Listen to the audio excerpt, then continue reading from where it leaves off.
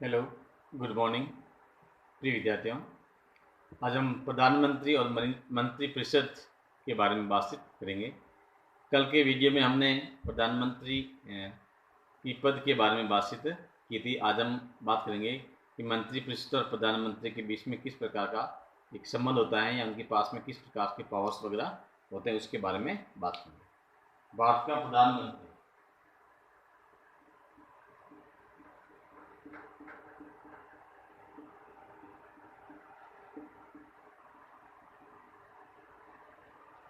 भारत के प्रधानमंत्री के बारे में हम देखते हैं कि आर्टिकल 74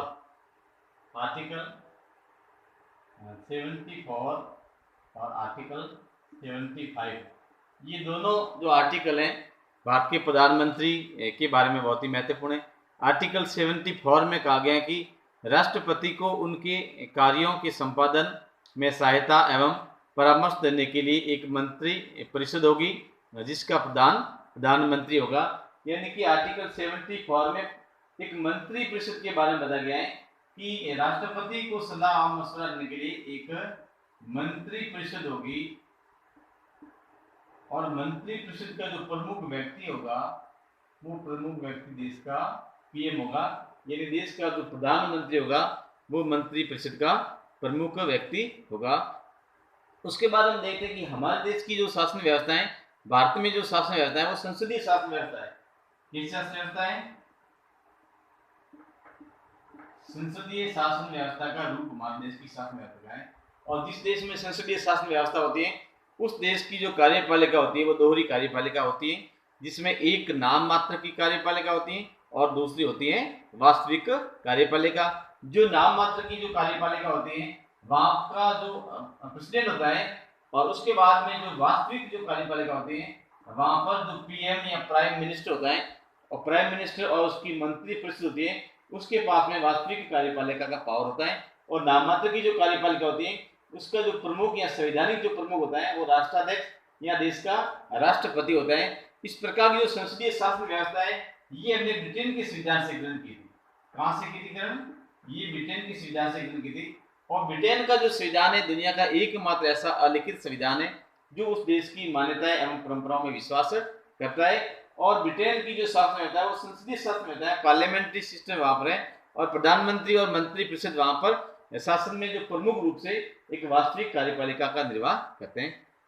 तो हम देखते हैं कि अगर भारतीय परिप्रेक्ष्य में हम बात करते हैं कि संसदीय शासन व्यवस्था में भारतीय परिप्रेक्ष्य में बात करते हैं कि अगर हम बात करते हैं कि सैद्धांतिक दृष्टि से जहां अगर बात करें तो सैद्धांतिक दृष्टि से राष्ट्रपति के पास में जो पावर है, क्योंकि ये राष्ट्रपति कार्यपालिका का प्रमुख होता है। किसका होता है?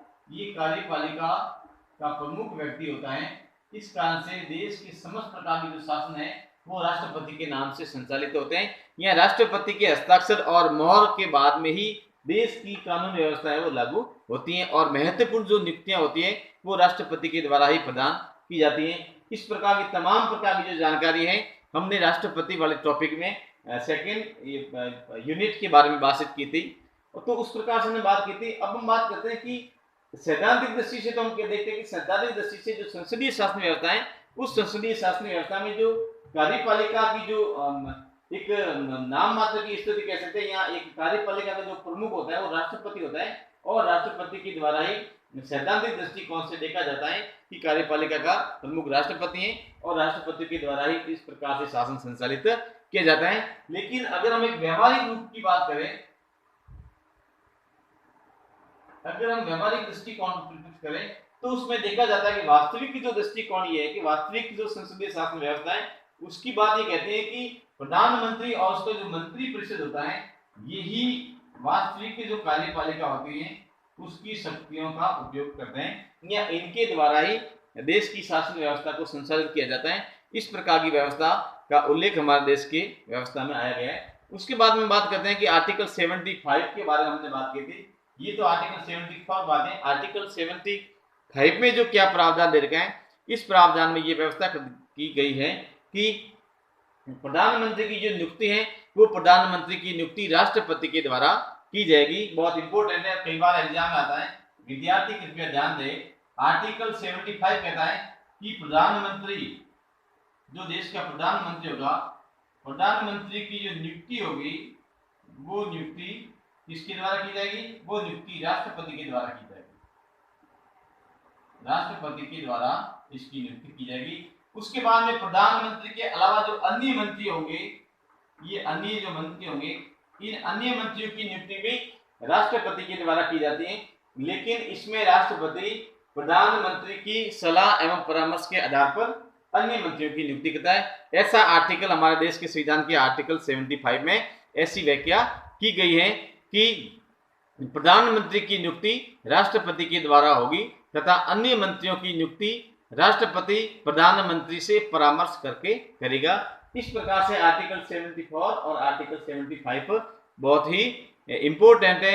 उसके बाद में जो मंत्री परिषद होगा, जो अन्य मंत्री होंगे, ये मंत्री जब मिलकर के एक मंत्री परिषद की जो गठन करेंगे, मंत्री परिषद, जो मंत्री परिषद होंगे, इस मंत्री परिषद में जो अलग अलग प्रकार के जो मंत्री होंगे, जैसे कैबिनेट मंत्री है, जिसे हम लोग मंत्रिमंडल के नाम से भी जा सकते हैं, कैबिनेट मंत्री है, राज्य मंत्री है, ठीक है ना, तो उप राज्य मंत्री है। तो इस प्रकार की जो व्यवस्था होते हैं, ये सभी प्रकार से किसके होते हैं? ये मंत्री परिषद के मेंबर होते हैं या मंत्री परिषद होते हैं।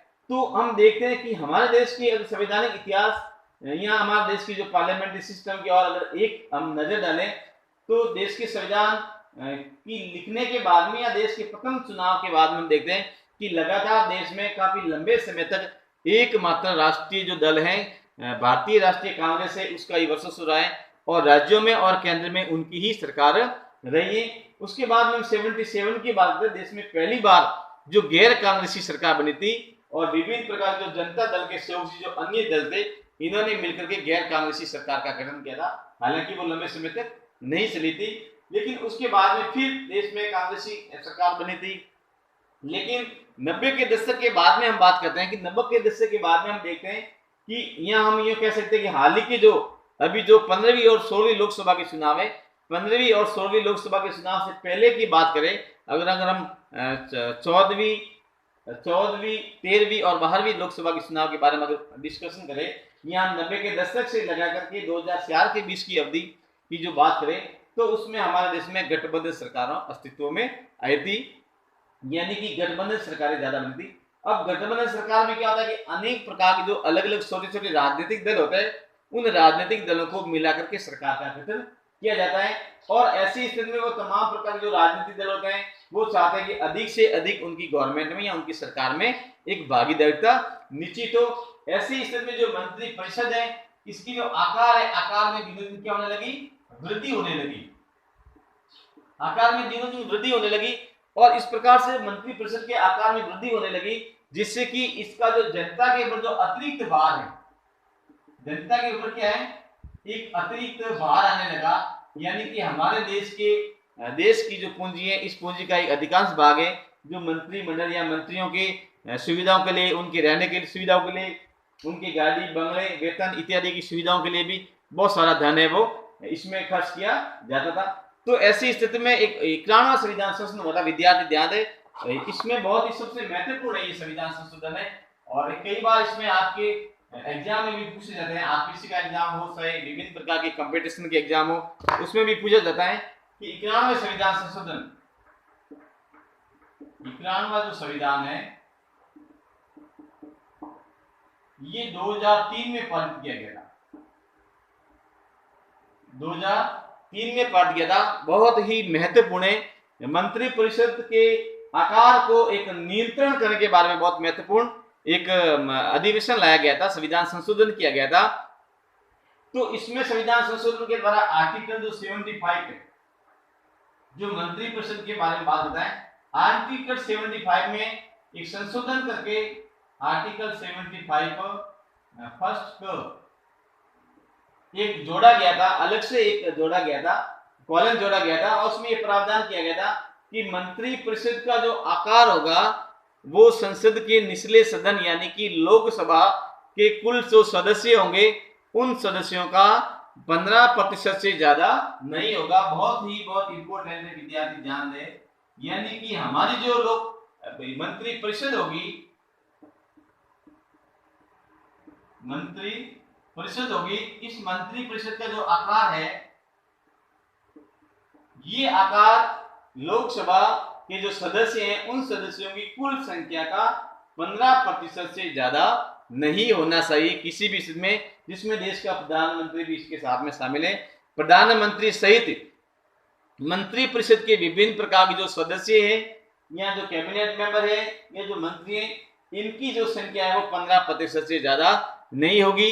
इस प्रकार का जो प्रावधान है, ये प्रावधान केंद्र सरकार के द्वारा 91वें संविधान संशोधन 2003 के प्रावधान के तहत किया गया था और इस प्रकार की व्यवस्था को धीरे धीरे अब राज्यों में भी प्रारंभ कर दी गई है, इसलिए एक महत्वपूर्ण विधान है।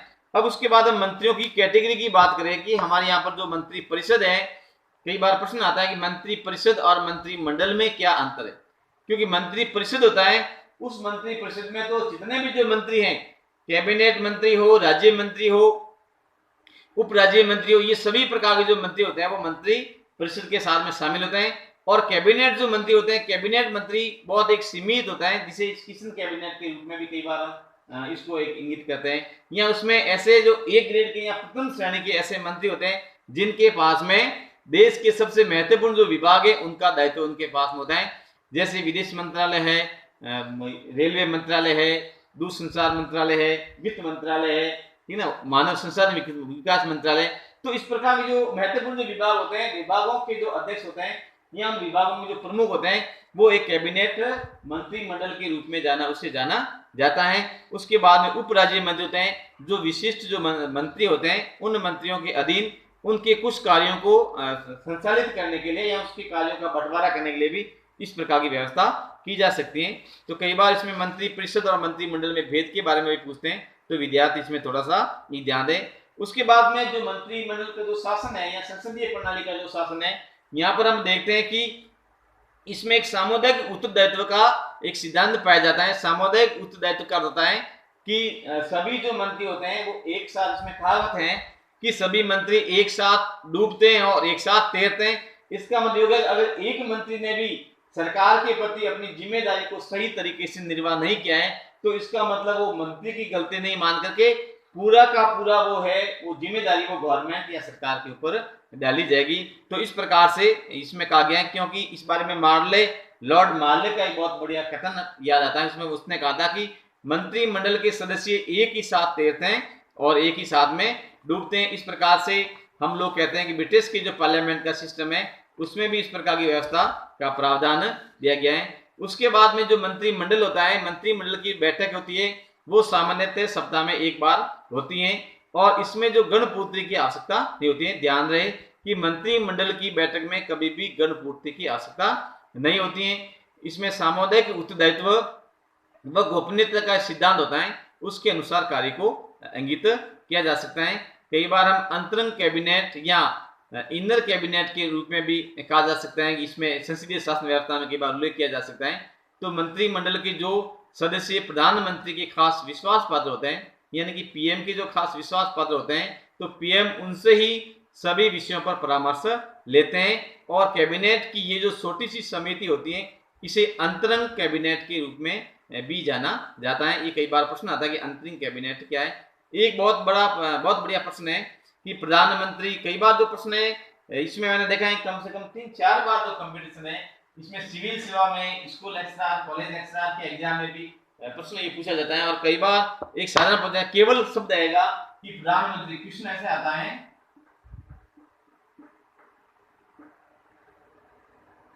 केवल प्रश्न ये है प्रधानमंत्री लिखा आएगा और उसका ऑप्शन होगा ABCD, ठीक ना। अब उसमें आता है कि प्रधानमंत्री, तो इस वजह से इसमें आ गया कि चयन होता है,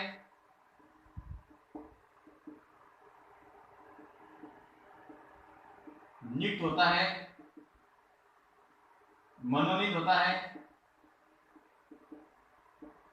या निर्वाचित होता है। इस टाइप की जो क्वेश्चन है सिविल सेवा में, राज्य की जो RS की जो भर्ती होती है राज्य सिविल सेवा में भी, तो इस टाइप का जो प्रश्न कई बार पूछा गया है कि प्रधानमंत्री, तो उसमें होता है प्रधानमंत्री, आपने पढ़ा होगा आर्टिकल 75 में, क्योंकि 75 में ये शब्द काम में लिया गया, राष्ट्रपति के द्वारा प्रधानमंत्री की नियुक्ति की जाएगी, आर्टिकल 75 इस प्रकार हमने पढ़ा है। और अन्य जो मंत्री होंगे, अन्य मंत्रियों की जो नियुक्ति होगी वो राष्ट्रपति प्रधानमंत्री की सलाह से करेगा। तो इस टाइप का जो प्रश्न है आप लोग विद्यार्थी थोड़ा सा ध्यान दें। उसके बाद में ये भी देखा हमने कि प्रधानमंत्री जब पहली बार जब इंदिरा गांधी देश की प्रधानमंत्री बनी थी तो उस समय वो राज्यसभा की सदस्य थी। मनमोहन सिंह भी जब देश के प्रधानमंत्री बने थे तो वो भी इस राज्यसभा के सदस्य थे। उसके बाद में पीवी नरसिंह राव और एस.डी. देवगौड़ा जब प्रधानमंत्री बने थे वो किसी भी सदन के सदस्य नहीं थे, लेकिन 6 महीनों के अंदर अंदर उनको संसद से सदस्यता ग्रहण करनी पड़ती है। इस प्रकार हमारे देश के संविधान में व्यवस्था पाई गई है। उसके बाद में भारत के संविधान में उप प्रधानमंत्री के बारे में कोई भी प्रकार का संवैधानिक प्रावधान नहीं है। विद्यार्थी ध्यान दें कि कई बार प्रश्न आता है निम्नलिखित में से कौन से पदाधिकारी के बारे में संवैधानिक प्रावधान नहीं है? राष्ट्रपति, राज्यपाल, प्रधानमंत्री और उप प्रधानमंत्री। तो इसका जो ऑप्शन आएगा वो आएगा उप प्रधानमंत्री, क्योंकि उप प्रधानमंत्री के बारे में भारत के संविधान में कहीं पर भी उल्लेख नहीं है। हालांकि उसके बाद में भी हमारे देश में वहां की जो सरकारों ने कई बार जो उप प्रधानमंत्री भी नियुक्त किए गए थे, तो उसमें जैसे सरदार वल्लभ भाई पटेल जो पहली बार देश का एक उप प्रधानमंत्री बना था, ये 1947 से 50 के बीच में रहे थे। मोरारजी देसाई 1970 से 1969 के बीच में रहे थे। चरण सिंह व जगजीवन राम दोनों ये जो उप प्रधानमंत्री बने थे ये भी 1979 में जब देश में पहली बार गैर कांग्रेसी सरकार बनी थी और प्रधानमंत्री को लेकर पद को लेकर बहुत बड़ी मारामारी हुई थी, तो उस प्रकार से किस प्रकार से सभी नेताओं को खुश रखा जाए, एक एडजस्टमेंट किस प्रकार से किया जाए, तो उस समय एक साथ में दो उप प्रधानमंत्री के पदों पर नियुक्त किए गए थे, जिसमें चौधरी चरण सिंह और जगजीवन राम दोनों थे। उसके बाद में वाई के चौहान ये भी प्रदेश के उप प्रधानमंत्री बने थे। उसके बाद में चौधरी देवीलाल 1989 से 91 के बीच में बने थे। फिर लाल कृष्ण आडवाणी 2002 से मई 2004 के बीच में बनाए गए थे। तो इस प्रकार से हम कह सकते हैं कि देश में जो उप प्रधानमंत्री का संवैधानिक प्रावधान तो नहीं है, फिर भी उप प्रधानमंत्री की व्यवस्था इस प्रकार से दे सकती है। इस प्रकार से हम कह सकते हैं कि भारत के जो प्रधानमंत्री जो पद है, प्रधानमंत्री पद के लिए, उसके बाद में विद्यार्थी ध्यान रहे कि इसके पद के लिए योग्यता का भारत के संविधान में कहीं भी उल्लेख नहीं है। क्योंकि जो प्रधानमंत्री होता है उसकी जो योग्यता होती है वो योग्यता होगी संसद का सदस्य होना। अब अगर प्रधानमंत्री संसद का सदस्य नहीं है और शपथ ले लेता है तो ऐसी स्थिति में 6 महीनों के अंदर अंदर उसे संसद के किसी भी सदन से सदस्यता ग्रहण करनी पड़ती है। इस प्रकार से आप लोग प्रधानमंत्री के टॉपिक के बारे में काफी कुछ जानकारी प्राप्त कर लेंगे। अगले वीडियो में हम लोग देश की जो अलग अलग समय में जो प्रधानमंत्री बने उनके बारे में भी कुछ डिस्कशन करेंगे। तब तक के लिए धन्यवाद।